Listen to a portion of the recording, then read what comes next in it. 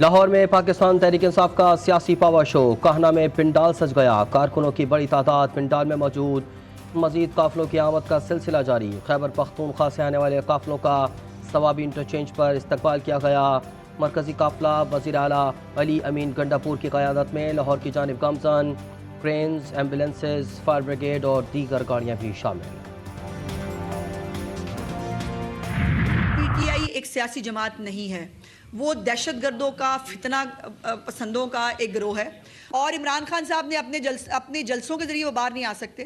تو یہ جو ان کو غلط فہمی ہے، اور اس کے اوپر انہوں نے اپنی پارٹی کو جو ہے وہ ٹرک کی بتی کے پیچھے لگایا ہوا ہے کہ بس سب ٹھیک ہونے والا ہے، ساڈی گل ہو رہی ہے اور این آر او مل جائے گا۔ پی ٹی آئی سیاسی جماعت نہیں، دہشت گردوں کا ٹولہ ہے، ڈو اینڈ ڈائی کا لفظ برداشت نہیں کیا جائے گا۔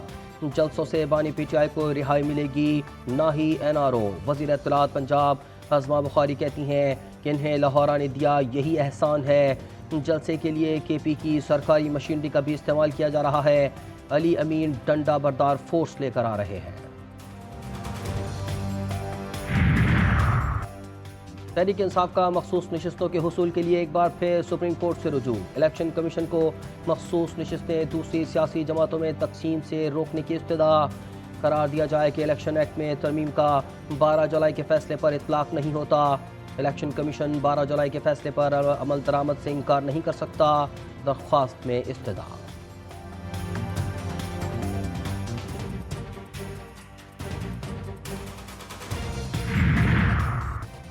گورنر راج آئینی آپشن ہے، جنوبی خیبر پختونخوا نو گو ایریا بنا ہوا ہے، دن کی روشنی میں ڈھونڈ کر سرکاری افسران کو اغوا کیا جاتا ہے۔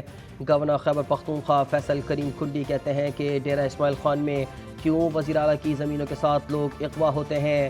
فوج اگر ہمارے صوبے سے نکل گئی تو صوبائی حکومت امن کنٹرول نہیں کر سکتی۔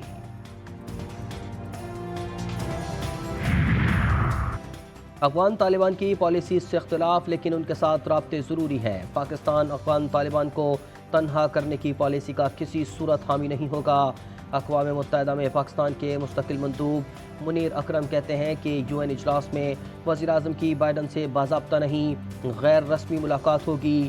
شہباز شریف افغانستان کے استحکام کے لیے طالبان سے روابط رکھنے پر زور دیں کہ ہمارے تعلقات افغان عوام کے ساتھ ہیں جو لامحدود ہیں۔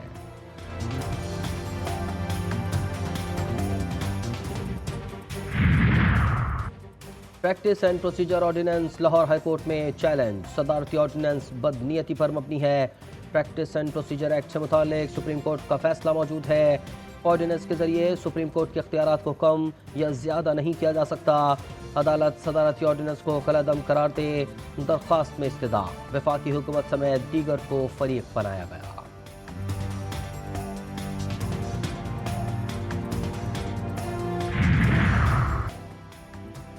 سپریم کورٹ بار کا پریکٹس پروسیجر صدارتی آرڈیننس پر تحفظات کا اظہار، اعلامیہ جاری کر دیا۔ کہا گیا کہ صدارتی آرڈیننس وکلاء کی طویل جدوجہد سے انحراف ہے۔ آرڈیننس جاری کرنے کے وقت اور انداز پر بھی گہری تشویش ہے۔ آرڈیننس عملی طور پر ایکٹ 2023 کو منسوخ کرنے کے مترادف ہے۔ ترمیمی صدارتی آرڈیننس بنیادی حقوق کے لیے نقصان دہ ہے۔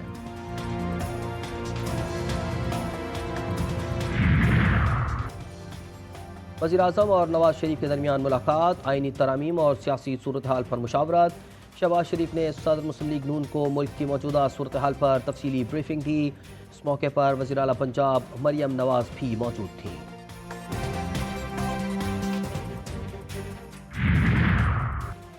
پی ٹی آئی کے اندرونی اختلافات، پارٹی میں ایک بار پھر تبدیلی کا امکان، عمر ایوب کے بعد بیرسٹر گوہر کا متبادل لانے کا فیصلہ۔ بانی پی ٹی آئی نے چیئرمین بیرسٹر گوہر کو ہٹانے کا انتیا دے دیا۔ نئے چیئرمین کے لیے سابق اسپیکر اسد قیصر فیورٹ قرار۔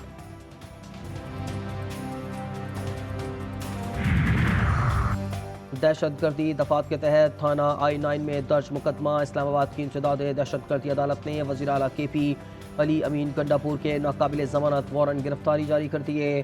واسق قیوم، راجہ راشد، عامر محمود کیانی کے بھی وارنٹ گرفتاری جاری۔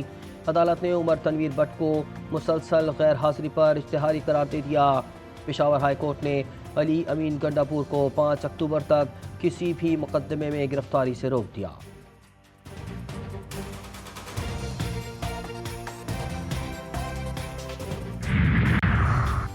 شہر قائد کے باسیوں کو ایک اور بجلی کا جھٹکا دینے کی تیاری، بجلی مزید 51 پیسے فی یونٹ مہنگی کرنے کی درخواست نیپرا میں جمع، اضافہ اگست 2024 کی فیول ایڈجسٹمنٹ قیمت میں مانگا گیا، نیپرا درخواست پر 3 اکتوبر کو سماعت کرے گا۔ ایف بی آر کا ٹیکس گوشوارے جمع کروانے کی تاریخ 30 ستمبر میں توسیع نہ کرنے کا فیصلہ، رواں ماہ 14,25,000 افراد نے گوشوارے جمع کروائے۔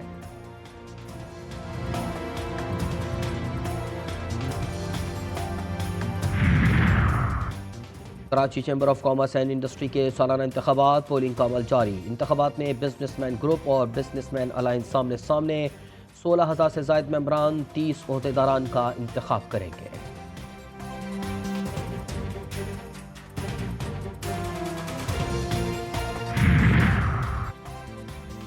کراچی کے علاقے شیر شاہ پراچا چوک کے قریب فائرنگ سے پولیس اہلکار اور ایک راہگیر جاں بحق اہلکار کی شناخت خدا داد اور راہگیر کی غوث اللہ کے نام سے ہوئی۔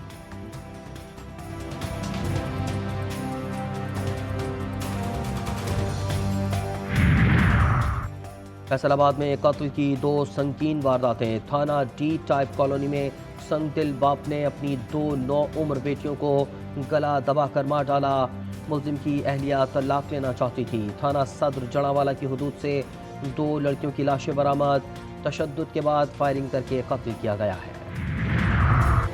بہراپور اسٹیشن پر افسوسناک حادثہ، ٹرین سے گر کر بچی سمیت 3 افراد جاں بحق، شوہر سلیم جٹ، اہلیہ رضیہ بی بی اور ان کی بیٹی شامل، لاشیں ورثاء کے حوالے۔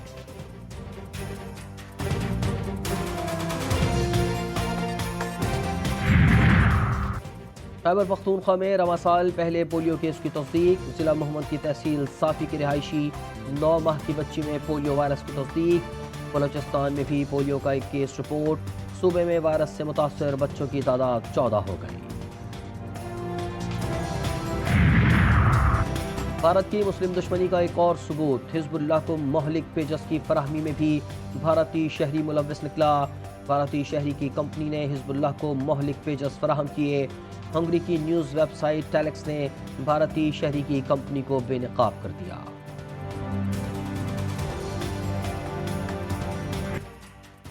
حزب اللہ کے اسرائیل پر جوابی وار، 150 راکٹس برسا دیے، 2 صہیونی فوجیوں کی ہلاکت کا دعویٰ، شمالی اسرائیل کے علاقے ماؤنٹ میرون میں صہیونی تنصیبات کو نشانہ بنایا گیا، اسرائیل کے لبنان کے شہر بیروت پر حملے میں 14 افراد شہید اور 59 زخمی ہوئے تھے، حملے میں القائم کے علاقے کو نشانہ بنایا گیا تھا۔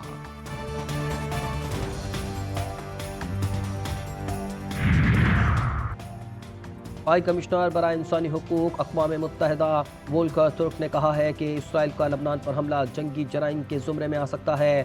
پیجر دھماکوں پر اقوام متحدہ کی سلامتی کونسل کے اجلاس میں وولکر ترک کا کہنا تھا کہ شہریوں پر تشدد کے ذریعے دہشت پھیلانا جنگی جرم ہے۔ انہوں نے لبنان میں حملوں کی آزاد، سخت اور شفاف تحقیقات کا مطالبہ بھی دہرایا۔ غزہ میں صہیونی بمباری سے 24 گھنٹوں میں مزید 44 فلسطینی شہید، رفح میں 13 فلسطینی جان سے گئے، غزہ سٹی میں 12 جبکہ وسطی غزہ میں 9 فلسطینی شہید ہوئے، شہداء کی مجموعی تعداد 41,272 سے تجاوز کر گئی۔ امریکی ترجمان جان کربی کا مغربی کنارے میں فلسطینیوں کو شہید کر کے لاشوں کی بے حرمتی پر تشویش کا اظہار۔ امریکی صدارتی انتخاب، ڈونلڈ ٹرمپ اور کمالا ہیرس کے درمیان مقابلہ، انتخابات کے لیے وقت سے قبل ذاتی طور پر ووٹ ڈالنے کا سلسلہ جاری، مقصد شہریوں کو الیکشن سے قبل ووٹنگ کا موقع فراہم کرنا ہے۔ ریاست منیسوٹا، ساؤتھ ڈکوٹا اور ورجینیا میں ووٹرز کی لائنیں لگ گئیں۔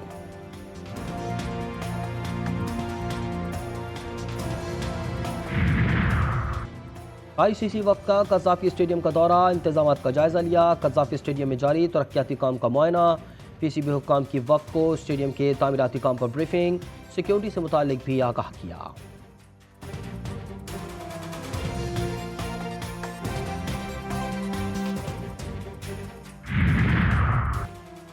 افغانستان نے شارجہ میں تاریخ رقم کر دی، دوسرے ون ڈے میں جنوبی افریقہ کو 177 رن سے شکست، 3 میچوں کی سیریز میں 2-0 کی فیصلہ کن برتری حاصل کر لی۔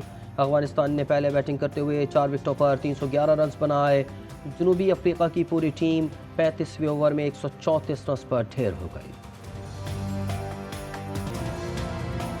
ویسٹ انڈین کپتان اور کرکٹر کرس گیل آج 45ویں سالگرہ منا رہے ہیں۔ جارحانہ مزاج کھلاڑی اپنی چلبلی حرکتوں کی وجہ سے ہمیشہ شائقین کی مرکز نگاہ رہے ہیں۔ سروں کی ملکہ اور نامور گلوکارہ نور جہاں کے مداح آج ان کی سالگرہ نہیں بھولے۔ ملکہ ترنم نے 74 سالہ کیریئر میں مختلف زبانوں میں 20,000 سے زائد گیت ریکارڈ کروائے۔ ان کے گیت آج بھی کانوں میں رس گھول دیتے ہیں۔